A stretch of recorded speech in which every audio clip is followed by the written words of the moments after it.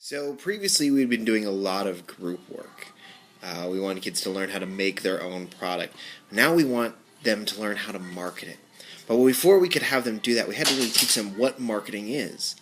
Instead of just talking at them, we wanted to talk with them. We wanted to engage them in a conversation about advertising, about marketing. So we started off with a very simple question. What is advertising? We used the website Today's Meet to set up a chat room where the kids could answer the question and then put it up on the smartboard where the teacher could lead the discussion. It is somehow getting things out there. I like that one. That's good. Getting your name out there, getting information out there is definitely part of advertising. It is something that makes you want to buy stuff that you might not need.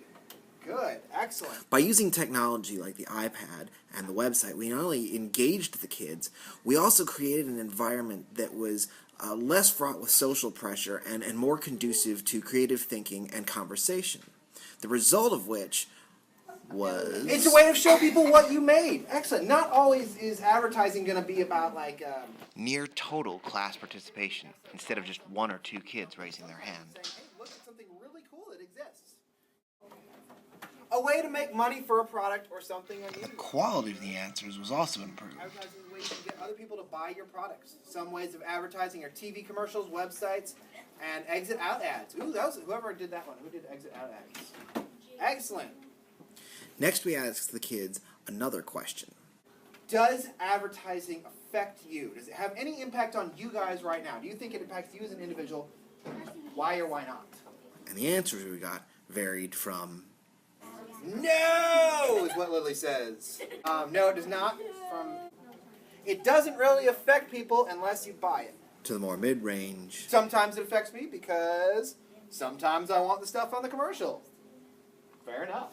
Sometimes I want the stuff on the commercials too, and it affects me. They probably don't have the stuff. All the way to the positive. Brianna's, yeah, it affects me.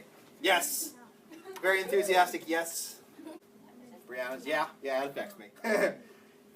It affects me because I see an advertisement and I want to have it. I must have it. Yes, because it might be appealing to people so they get the idea of buying it. That's a cool concept. That's a cool one. Because it's not just saying that all of a sudden it puts the idea that that object is out there for you to buy. And all of that was before the lesson actually Guys started. haven't guessed. Today, we're going to be talking about advertising. For the next couple days, we're going to be talking about advertising. So, what is advertising? Advertising is using pictures, videos, words, sound, posters, and even events to convince you of something. There's a lot of different somethings that it can try to convince you of. To go buy something. To go somewhere. Maybe it'll be an advertisement telling you not to do something.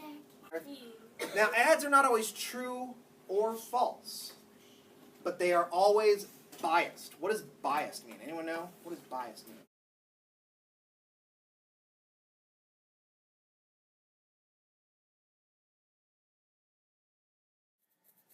We had 24 fifth graders sitting at a table and by and large invested in class for the better part of an hour. Because by turning the lecture into a conversation and framing it in the context of the students' own thoughts and experiences, they were no longer passive observers in the class, they were forced to relate to it. And with the added ease and relative anonymity of technology, it was pretty enjoyable for all parts. And that isn't to say that everything went off without a hitch. There were some problems. Logging into the website didn't always work, or kids making silly or mildly inappropriate comments on the chat room, things like that. But that actually all provided us with teaching moments where we allowed the kids to explore and use technology and learn to use it safely and maturely in a controlled environment, all while learning how to do marketing and advertising. We ended the class with a survey to drive the point home. We asked them to anonymously pick a soda product from one of the four categories.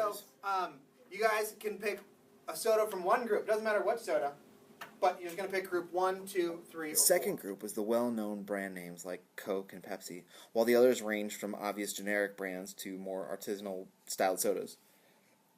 Unsurprisingly, the vast majority picked 2. the brand name product. I'm seeing a pattern here that pretty much everyone is picking number 2. After we discussed the categories for a little while, it didn't take them long to come to the conclusion that there was something that helped influence their choice. Question is, why is it popular? If it's possibly more expensive and it's really not any different from the others, why is it? Because of the advertising. Because of the advertising. Excellent. Yes, Carson. So after playing the Extraordinaires for the first few classes and doing really fun group work, I was afraid that the advertising class would be a little boring. However, I've still got kids coming up to me asking when the next class is, so they're still excited, they're still engaged, which is awesome. That's what we want. The next class, we will be teaching them more about advertising, this time focusing on why they might have made the choice for Coke and Pepsi, how that advertising worked, how they were persuaded to do that. So yeah, see you next week.